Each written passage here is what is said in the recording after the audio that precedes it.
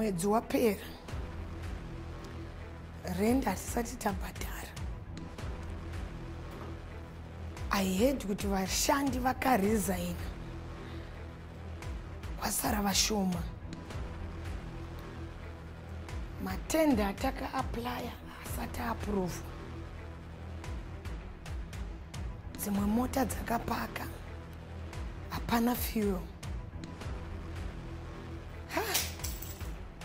Saka richaita sei?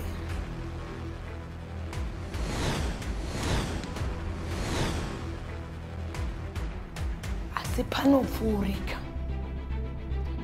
If you are a woman who is passing through such a situation, you are facing many challenges, I'm here to say panopfuurika.